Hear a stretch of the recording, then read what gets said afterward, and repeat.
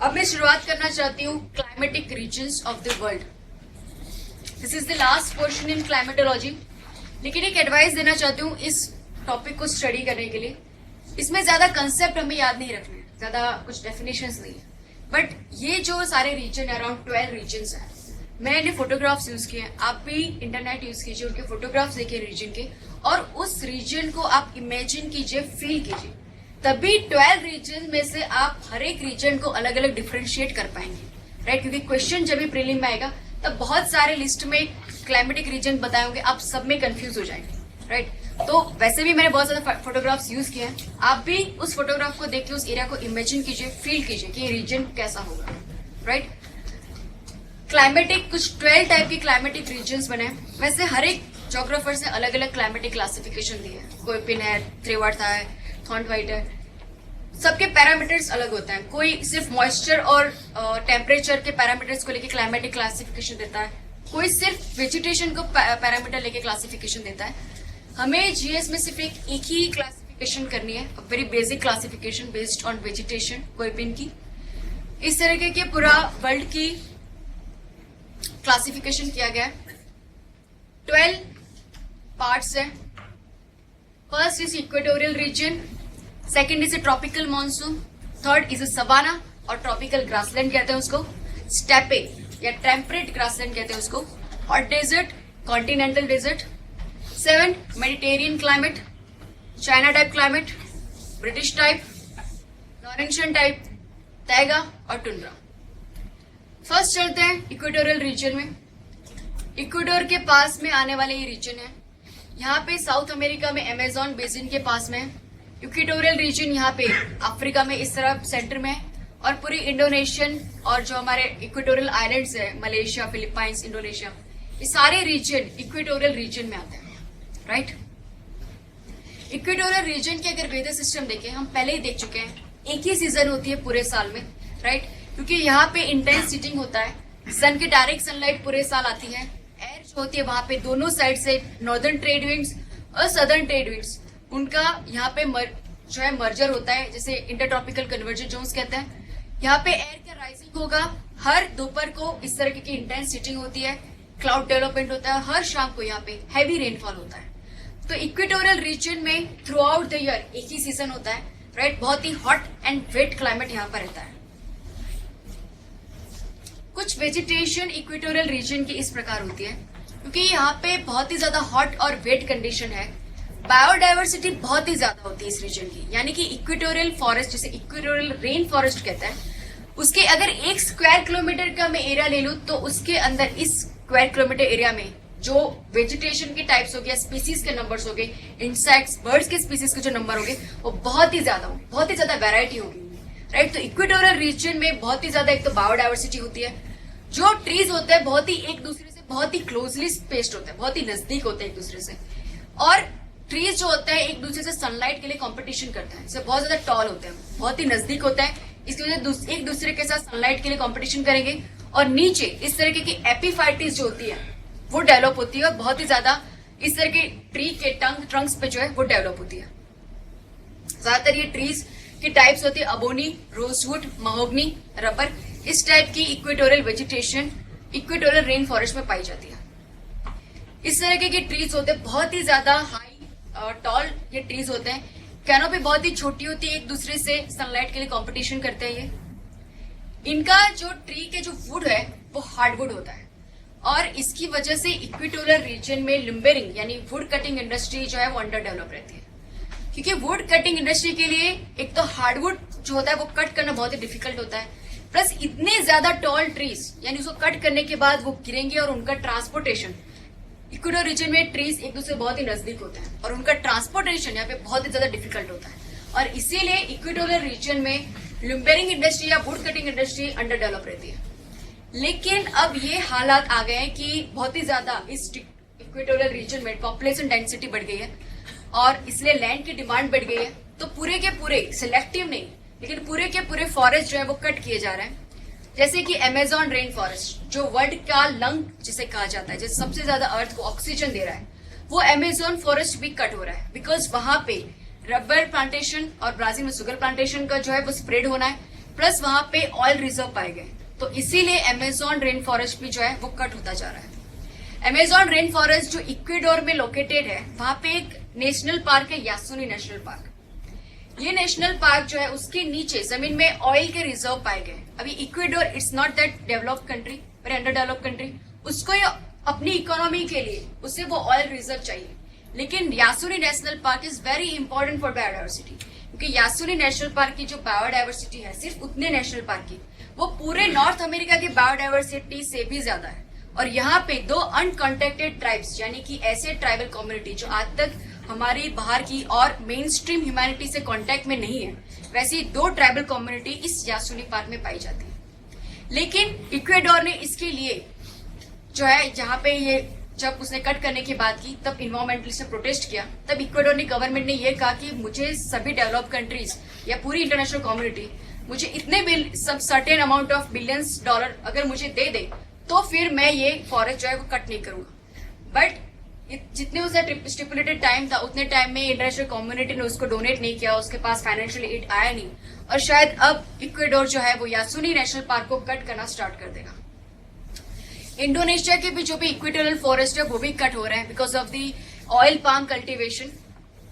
Indonesia और Malaysia is very good exporter of oil palm, तो वहां पे उनके प्लांटेशन के लिए भी रेन फॉरेस्ट जो है वो कट हो रहे हैं।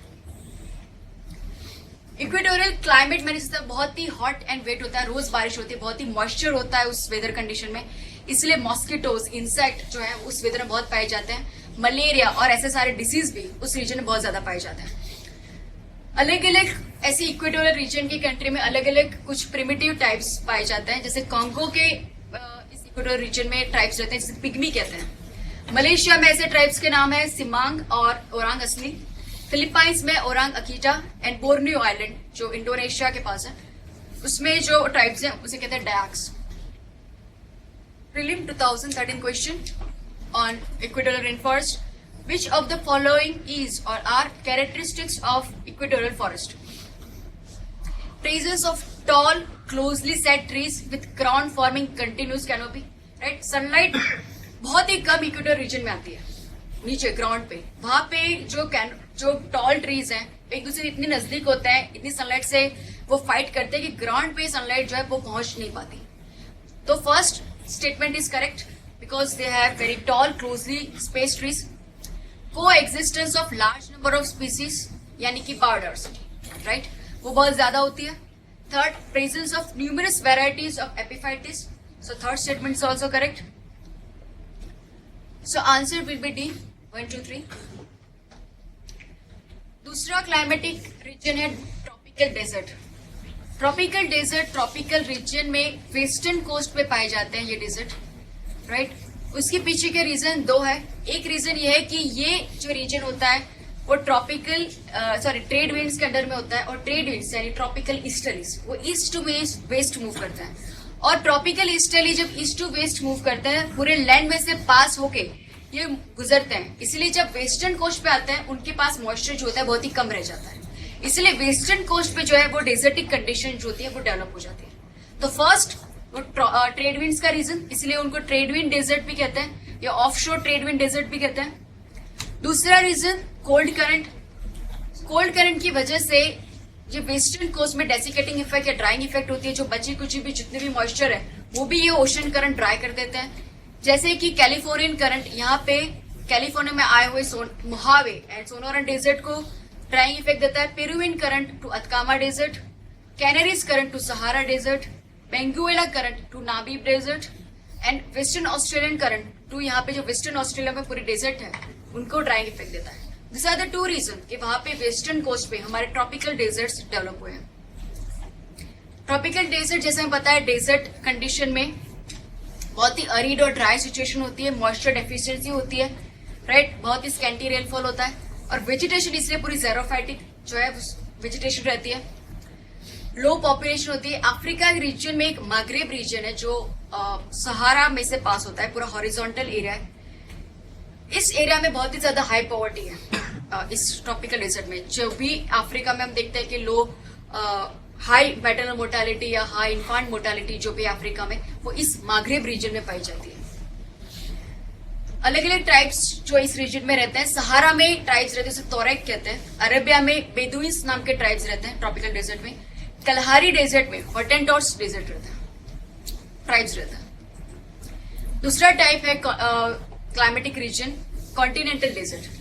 कॉन्टिनेंटल डेजर्ट टेम्परेट रीजन में पाए जाते हैं, यानी ट्रॉपिकल हमारे डेजर्ट्स हैं उससे ऊपर। ये जो येलो रीजन है वो कॉन्टिनेंटल डेजर्ट है। इन डेजर्ट के बनने की वजह यह है कि ये लैंडमास के काफी इंटीरियर में है, यानी जो भी लैंड रेन बियरिंग विंड्स जो कोस्टल एरिया से आते हैं वो जब लैंड में आते हैं तब वहां पे कोस्टल एरिया में सबसे पहले बारिश दे देते हैं, और जब वो इंटीरियर लैंड तक पहुंचते हैं उनकी मॉइस्चर कंटेंट बहुत ही ज्यादा कम हो जाती है, राइट। अभी तक तो आपको ये समझ में आ गया होगा कि वही विंड रेनफॉल दे पाती है जो वाटर बॉडी से पास होता है, राइट। वाटर बॉडी से पास होंगे, उनकी मॉइस्चर को वो एब्जॉर्ब करेंगे, क्योंकि फास्ट मूविंग विंड इवोपरेशन को एक्सेलरेट करता है, मॉइस्चर को एक्सेप्ट करेंगे और लैंड के साइड पे मूव करेंगे। तो ये जो इंटीरियर में जो भी कुछ सिचुएशन है उसकी वजह से वो विंड वहां पे पहुंच नहीं पाते, मॉइस्चर पहुंच नहीं पाती।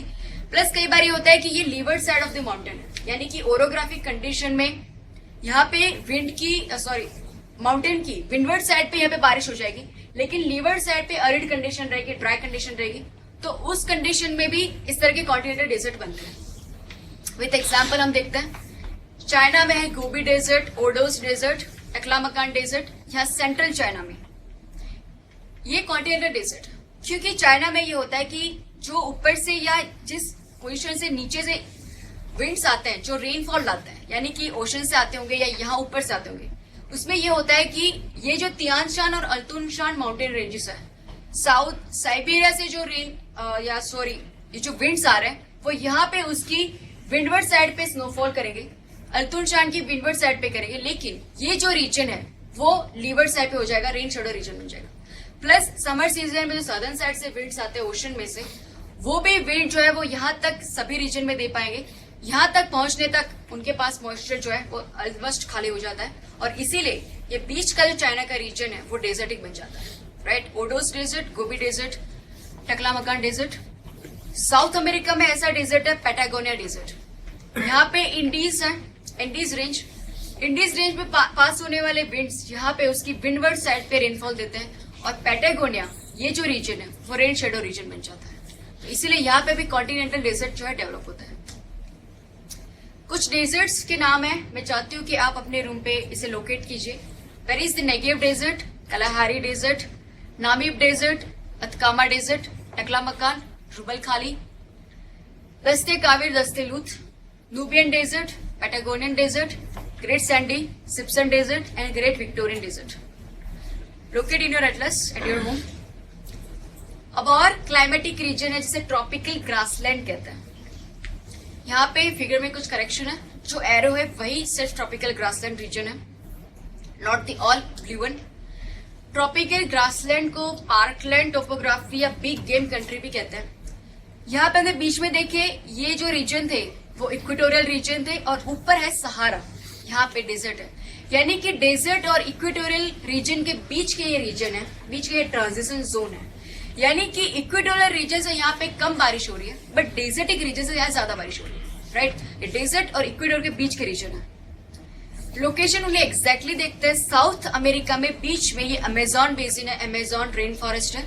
उसके लेफ्ट हैंड साइड पे ग्रासलैंड है, ट्रॉपिकल ग्रासलैंड जिसे लानोस कहते हैं, और ईस्टर्न साइड पे कंपोज नाम का ग्रासलैंड है, ट्रॉपिकल ग्रासलैंड है।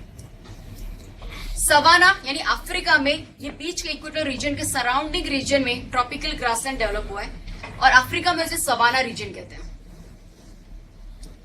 ट्रॉपिकल ग्रासलैंड यानी वो रीजन जो आप जनरली डिस्कवरी वाइल्ड देखेंगे, और जो वहां पे जो वाइल्ड लाइफ दिखाई जाती है वो जनरली इस सवाना रीजन से ली जाती है। सवाना रीजन में सबसे पहले उनकी वेदर कंडीशन देखेंगे तो इक्वेटर रीजन से यहाँ पे कम बारिश होती है, मॉडरेट बारिश होती है, और distinct wet and dry season होती है।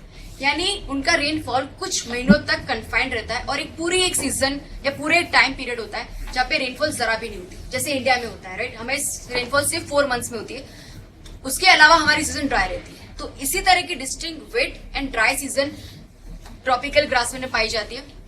वहां पे जो ग्रास रहते हैं वेरी टॉल, उन्हें एलिफेंट ग्रासेस भी कहा जाता है। ट्रीज जो होते हैं वो बहुत ही स्टंटेड होते हैं, उनके कैनोपी बहुत ज्यादा नहीं होती, और बहुत ही डिस्पर्सली बहुत ही कम स्कैटर्ड ये ट्रीज देखने को मिलते हैं, राइट। उनके बीच में एक्चुअली ग्रास और ट्री के बीच में हमेशा कंपटीशन लगी रहती है कि कौन ज्यादा एरिया कवर करे। और ग्रासलैंड क्या करते हैं, ग्रासेस जो है वो समर सीजन में अपने आप को फायर करता है, एक दूसरे के साथ वो जो कांटेक्ट में आते हैं और उसकी वजह से ग्रासेस में फायर होती है in the summer dry season. और उसी की वजह से जब ग्रासेस में फायर होती है, जो ट्रीज के जो सीड्स होते हैं जर्मिनेट होने के लिए जो लैंड पर होते हैं वो जो होते हैं वो बर्न आउट हो जाते हैं। और इसी तरह ग्रासेस जो है वो ट्री के ग्रोथ को लिमिट करते हैं। ये जो ग्रासेस होते हैं वो ज्यादा न्यूट्रिशियस नहीं होते, राइट, लेकिन they can have a dormant quality, यानी कि ये जो ग्रासेस होते हैं वो ड्राई सीजन में डोरमेंट हो जाते हैं, येलो हो जाते हैं, और फिर जब वेट सीजन आएगा तो फिर से वो ग्रीन हो जाएंगे, फिर से अलाइव हो जाएंगे। तो ये ग्रासेस की यूनिक प्रॉपर्टी है। इस रीजन में आप देख सकते हैं कि हमने इक्वेटोरियल रेन फॉरेस्ट में देखा था ट्रीज बहुत ही काफी एक दूसरे से बहुत ही नजदीक थे, क्लोजी स्पेस थे। यहाँ पे ट्रीज एक दूसरे से बहुत दूर है, इसलिए यहाँ पे जो एनिमल्स होते हैं बहुत ही लार्ज कार्निवोरस एनिमल होते हैं, जैसे कि tigers, leopards, right, giraffe, elephants, Lions. और इक्वेटोरियल फॉरेस्ट में अगर हम देखेंगे तो बहुत ही छोटे एनिमल्स की स्पीसीज रहती है, monkeys, squirrels, snakes, birds, right. तो यहाँ पे बहुत ही ज्यादा लंबा मैदान है, बड़ा मैदान है, तो दे can have very large animals. Tropical grassland की एक और खासियत है उसके ट्रीज की। ट्रॉपिकल ग्रासलैंड में ये जो ट्री होती है उनकी ट्रंक बहुत ही ज्यादा वाइड होती है और यहाँ पे उनकी कैनोपीज बहुत ही कम होती है। ये ट्रंक जो वाइड है उसमें वो लोग ये जो ड्राई कंडीशन में ये ट्रीज वाटर को स्टोर करती है और इसीलिए उस ट्रीज को बाओआब ट्रंक्स कहते हैं, आब यानी वाटर। तो ड्राई सीजन में पानी को स्टोर करने के लिए ट्रॉपिकल ग्रास में कुछ इस तरह की वेजिटेशन ट्रीज जो है डेवलप होती है। ऐसी ट्रीज की एक स्पेसी है अकासिया ट्रीज, जो सवाना और ट्रॉपिकल ग्रासेस में पाई जाती है। ग्रासेस के भी रूट्स बहुत ही ज्यादा लंबे होते हैं, बहुत ही डीप तक वो स्प्रेड होते हैं, बिकॉज उनको ड्राई सीजन में सर्वाइव करना है, राइट। अलग अलग ग्रासेस को अलग अलग कंट्री में अलग नाम देते हैं। ऑस्ट्रेलिया में ऐसे ग्रासेस की स्पीसीज है माली, हुल्का, स्पिनिफेक्स टाइप की ग्रासेस। ट्रॉपिकल ग्रासेस में जैसे बताया कि ये पूरा अफ्रीका, जब यूरोपियन टाइम में जब यूरोपियन कॉलोनाइजेशन था तब यूरोपियन जो थे वो अफ्रीका में आके इस तरह के जो एनिमल्स थे कार्निवोरस उनका शिकार करते थे और that is why savanna region को बिग गेम कंट्री कहते हैं। यहाँ पे जो अलग अलग ट्राइब्स रहते हैं, प्रिमिटिव टाइप्स, केनिया में ऐसे ट्राइब रहते हैं जिसे मसाई कहते हैं। नाइजीरिया में ऐसे ट्राइब है हौसा और एबो tribes. So this was the tropical grassland और savanna reason. Prelim 2012 question: Which one of the following characteristic of climate of tropical savanna region? Rainfall throughout the year. Wrong, because distinct wet and dry season है. Rainfall in winter only. नहीं, जो rainfall होती है वो summer में होती है, not in the winter. An extremely short dry season या a definite dry and wet season. So the answer is D, a definite dry and wet season. उसके कंपेयर में अब हम चलते हैं temperate grassland. Temperate grassland obviously temperate region में located है। जो यूएसए में लोकेटेड है, नॉर्थ अमेरिका में लोकेटेड है, उस टेम्परेट ग्रासलैंड को प्रेरीज कहते हैं। जो साउथ अमेरिका में लोकेटेड है यहाँ पे उसे पंपास कहते हैं। सेंट्रल एशिया में लोकेटेड है, it is up to Hungary, उसे स्टेपे रीजन कहते हैं। और अफ्रीका में जिसे जो टेम्परेट ग्रासलैंड लोकेटेड है उसे फेल्ट कहते हैं। ये वी है लेकिन it's pronounce as F, felt, felt यानी फील्ड। ऑस्ट्रेलिया में जो टेम्परेट ग्रासलैंड है उसे डाउन्स कहते हैं। लेट्स सी, टेम्परेट ग्रासलैंड ये परफेक्ट ग्रासलैंड्स होता है क्योंकि यहाँ पे ट्रीज ऑलमोस्ट नील होती है। शॉर्ट ग्रासेस होते हैं, वेरी न्यूट्रिशियस ग्रासेस। जो ट्रॉपिकल ग्रासलैंड के ग्रासेस थे वो काफी कोआर्स होते थे, they are not useful for animal husbandry और कैटल रियरिंग। टेम्परेट ग्रासलैंड के जो ग्रासेस है, नेचुरल ग्रास है, वेरी न्यूट्रिशियस और इसीलिए सारे मोस्टली अगर हम देखेंगे टेम्परेट रीजन में तो animal husbandry, cattle rearing, dairy, ये सब सारी इंडस्ट्रीज डेवलप होती है। यहाँ पे आज अगर हम देखें तो ज्यादातर टेम्परेट ग्रासलैंड एग्रीकल्चर लैंड में कन्वर्ट हो चुके हैं। स्पेशली अगर हम प्रेरीज के बारे में देखें यूएसए के, यूएसए में एग्रीकल्चर को जिस तरह से होता है उसे ट्रक फार्मिंग कहते हैं क्योंकि एक ही फार्मर के अंडर में बहुत ज्यादा मतलब multiple of hectares of land एक फार्मर के अंडर में होता है और यहाँ पे एक हाईली मैकेनाइज्ड एग्रीकल्चर होता है। इवन फर्टिलाइजर और पेस्टिसाइड को स्प्रे करने के लिए एरोप्लेन्स फ्लाई किया जाता है। इतने बड़े लैंड्स के फार्म लैंड्स होते हैं और इसीलिए उनका प्रोडक्शन भी, एक फार्मर के अंडर प्रोडक्शन बहुत ज्यादा टन्स, बहुत ही ज्यादा बड़ा होगा, ट्रक्स में उन्हें ले जाया जाएगा। इसीलिए इस फार्मिंग को ट्रक फार्मिंग कहते हैं, राइट। पर पर्सन अगर हम उनकी प्रोडक्टिविटी देखें तो बहुत ज्यादा होती है, क्योंकि बहुत ही ज्यादा एक फार्मर के अंदर में लैंड है। लेकिन पर एकड़ अगर हम उनकी प्रोडक्टिविटी देखें तो कम होती है, क्योंकि यहाँ पे इतने बड़े लैंड में इंटेंसिव फार्मिंग नहीं की जाती, right. Prairies of USA, USA के प्रेरीज में व्हीट, कॉटन और मेज की कल्टीवेशन होती है। हमने पहले भी देखा था कि इनमें से जो व्हीट का कल्टीवेशन होता है, they are generally not for human consumption. वो एनिमल को जो है फीड किया जाता है, एनिमल को फैटनिंग की जाती है और वो सारे एनिमल्स, उनको मेज खिलाने के बाद, फैटनिंग होने के बाद उन्हें इस ग्रेट लेक रीजन में भेजा जाता है नियर शिकागो, और वहां पे उनकी स्लॉटरिंग होती है, meat packing and meat export होता है। स्टेपे रीजन ऑफ एशिया, ये पूरा सेंट्रल एशिया में रीजन है। यहाँ पे यूरोप में वो हंगेरी तक, हंगेरी जो कंट्री है वहां तक वो एक्सटेंडेड है, और हंगेरी में उसे पुष्टास कहते हैं। स्टेपे में व्हीट कल्टीवेशन होता है और इसे कहते हैं wheat ball of the world. बहुत ही ज्यादा व्हीट प्रोडक्शन होता है। यहाँ की जो सॉइल है वो ब्लैक कलर की है।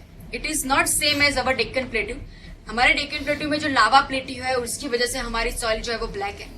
यहाँ पे ये रीजन नहीं है, यहाँ पे उसके नीचे के रॉक्स कुछ यूनिकली डेवलप हुए हैं और ब्लैक कलर के हैं, इसीलिए ये रीजन जो है वो ब्लैक सॉइल है और इसीलिए उसे ब्लैक अर्थ भी कहते हैं। इस रीजन में शुगर जो है वो शुगर बीट से प्रोड्यूस की जाती है। अब शुगर जो हमारे यहाँ शुगर कैन से प्रोड्यूस होती है, वो शुगर कैन एक ट्रॉपिकल क्रॉप है, यानी कि वो ट्रॉपिकल रीजन में जो है उसका कल्टीवेशन हो सकता है। और शुगर कैन की ये खासियत होती है कि उसको जितने ह्यूमिड कंडीशन मिले, यानी जितना कोस्टल रीजन में अगर हम शुगर कैन का प्लांटेशन करें उतनी ज्यादा उसमें सुक्रोज कंटेंट होती है, राइट। अगर हम नॉर्थ इंडिया की हमारी शुगर केन को लें और उसके अंदर जो स्वीटनेस है उससे ज्यादा स्वीटनेस हमारे साउथ इंडिया की जो शुगर कैन है ब्लैक कलर की जो आती है उसमें ज्यादा सुक्रोज कंटेंट है, because of the humid condition. तो इसीलिए ये रीजन पूरा इनलैंड रीजन है और टेम्परेट रीजन है, यहाँ पे शुगर कैन कल्टीवेशन नहीं हो सकता। और ये पूरा रीजन जो है वो ट्रॉपिकल कंट्रीज पे शुगर के लिए इम्पोर्ट में डिपेंडेंट रहता था। लेकिन फिर उन्होंने डेवलप की sugar from sugar beet, right, और to lessen the burden of import. तो आज ये कंट्रीज शुगर बीट से शुगर बनाते हैं। साउथ अमेरिका में जो टेम्परेट रीजन ये है पंपास, ये अर्जेंटीना और एक छोटा सा कंट्री उरुग्वे, वहां पे स्प्रेडेड है। यहाँ पे ऑब्वियसली जैसे ये टेम्परेट ग्रासलैंड, यहाँ पे एनिमल रेंचिंग या एनिमल हस्बेंड्री यहाँ पे सबसे मेन एक्टिविटी है। यहाँ पे एक नेचुरल ग्रास पाया जाता है अल्फा अल्फा, it's a very nutritious grass. और अर्जेंटीना में व्हीट कल्टीवेशन भी होती है और Argentina is known for its wheat exports. Argentina की यहाँ पे कैपिटल सिटी है ब्यूनो एरिस और ऊपर उरुग्वे की कैपिटल सिटी है Montevideo. Both are known for meat and dairy exports. तो आप देख सकते हैं कि टेम्परेट रीजन के grassland generally livestock rearing और व्हीट कल्टीवेशन के लिए जाने जाते हैं, मीट डेयरी प्रोडक्ट्स। ऑस्ट्रेलिया में जब मैंने रिवर्स बताए थे तब बताया था मुरे डार्लिंग बेसिन, यहाँ पे मुरे डार्लिंग बेसिन था और यहीं पे है डाउन्स ऑफ ऑस्ट्रेलिया। यहाँ पे भी एनिमल रेयरिंग होती है, एनिमल हस्बेंड्री होती है। ऑस्ट्रेलिया में शीप और कैटल की रेयरिंग होती है।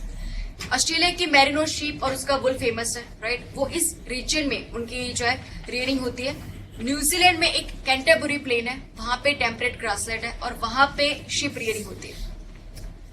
फेल्ट ऑफ अफ्रीका, फेल्ट एक डच वर्ड है जिसका मीनिंग फील्ड है। अफ्रीका में, साउथ अफ्रीका में बहुत ही छोटे एरिया में ये फेल्ट लोकेटेड है। One is the high field and one is a low field. High field थोड़ा अपलैंड रीजन है और लो फील्ड उसकी हाइट थोड़ी सी कम है। हाई फील्ड में से दो रिवर्स इस रीजन की इंपॉर्टेंट रिवर्स ओरिजिनेट होती है। One is west flowing Orange river and one is the east flowing Limpopo river.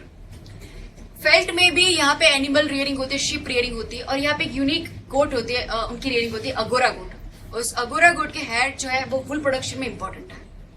तो दिस वाज द फेल्ट और ये जो थे वो टेम्परेट ग्रासलैंड थे। टेम्परेट ग्रासलैंड में जैसे हमने देखा कि वहां पे एनिमल रियरिंग, एनिमल हस्बेंड्री ज्यादा, डेयरी प्रोडक्शन, मीट प्रोडक्शन वो ज्यादा इंपॉर्टेंट एक्टिविटी थी।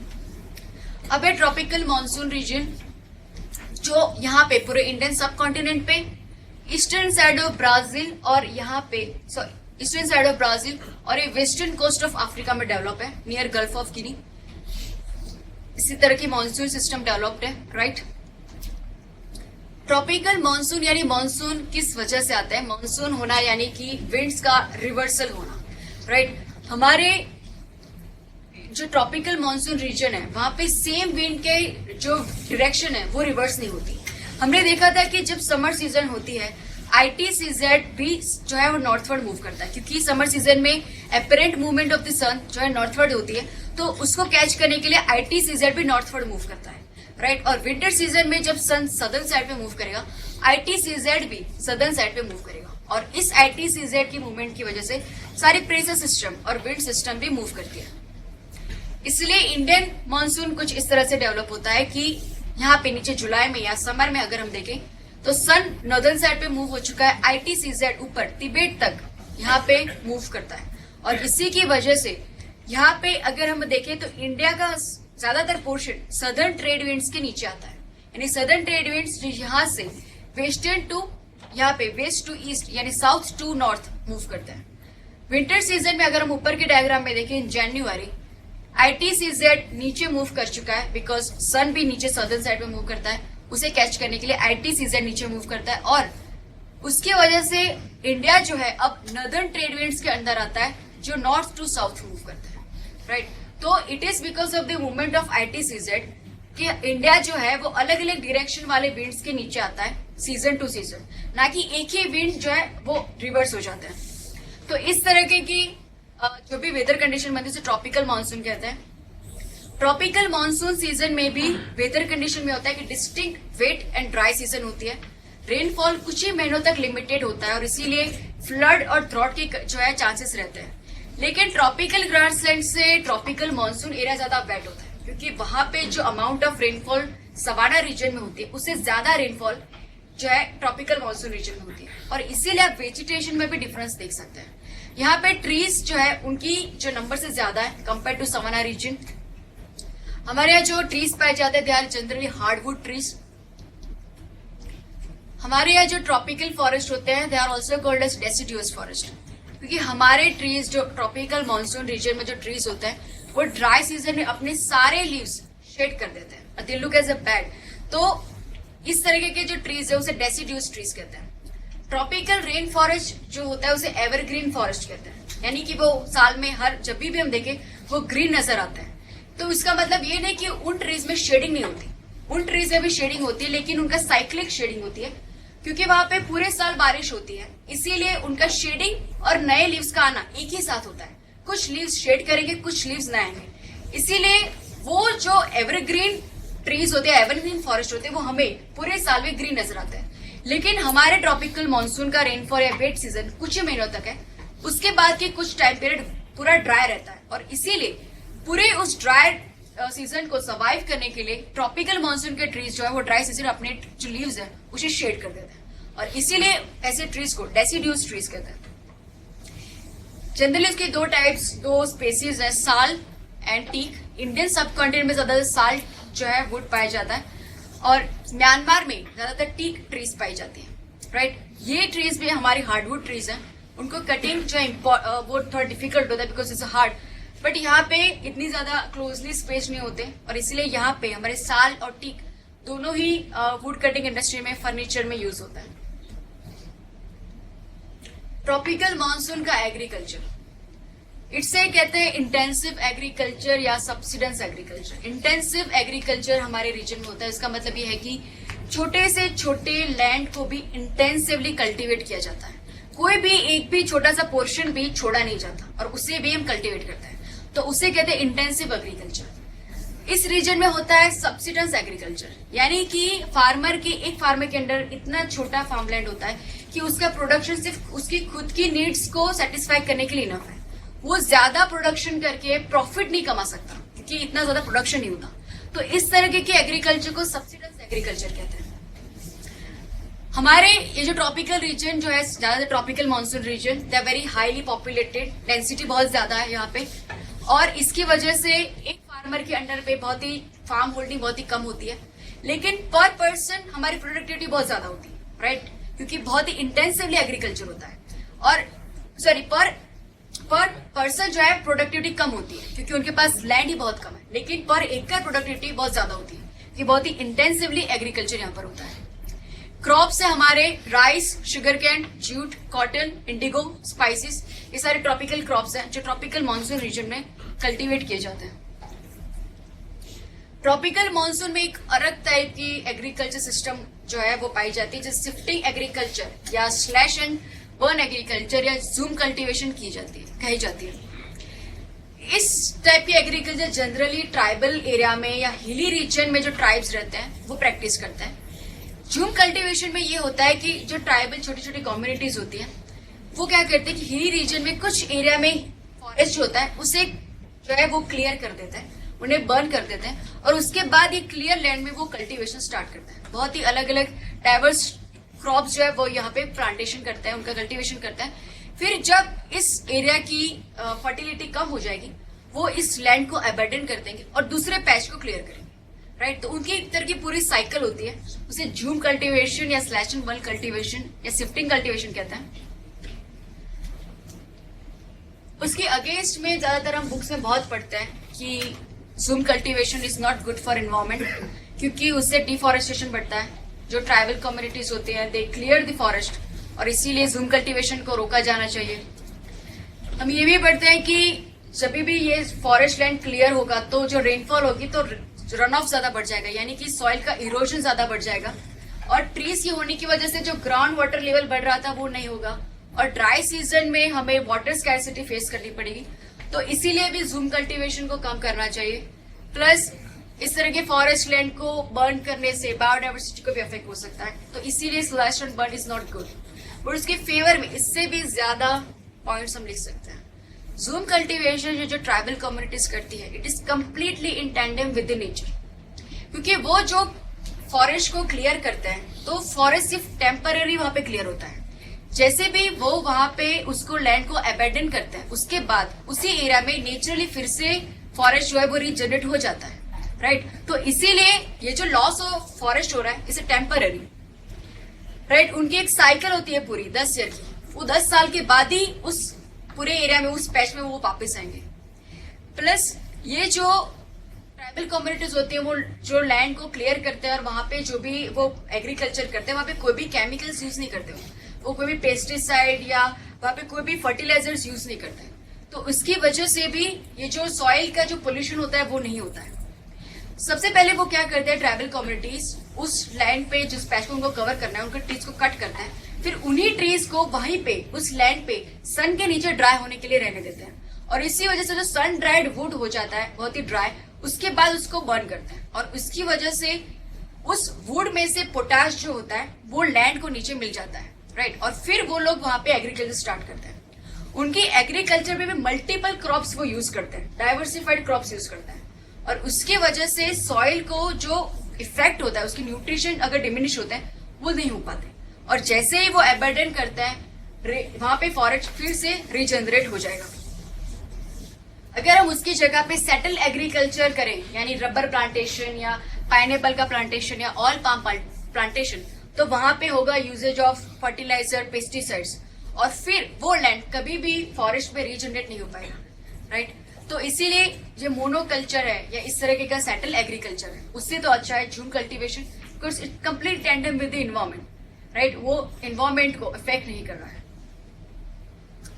सो शायद मेंस में क्वेश्चन आ सकता है about zoom cultivation, it is good और बैड, तो हम दोनों ही तरफ से इस तरह के पॉइंट्स लिख सकते हैं, right, to make a balance answer. Shifting cultivation के अलग अलग नाम अलग अलग रीजन में दिए गए हैं। मलेशिया में शिफ्टिंग कल्टीवेशन को लडांग कहते हैं। In Myanmar, it is called as Tongya. Thailand, it is called as Tamrai. Philippines is called as Kegin. और जावा में उसे हुमा कहते हैं। श्रीलंका में चेना और अफ्रीका में मिल्पा कहते हैं। I would like to end the lecture over here. Next time से मैं मेडिटेरियन रीजन को स्टार्ट करूँगा।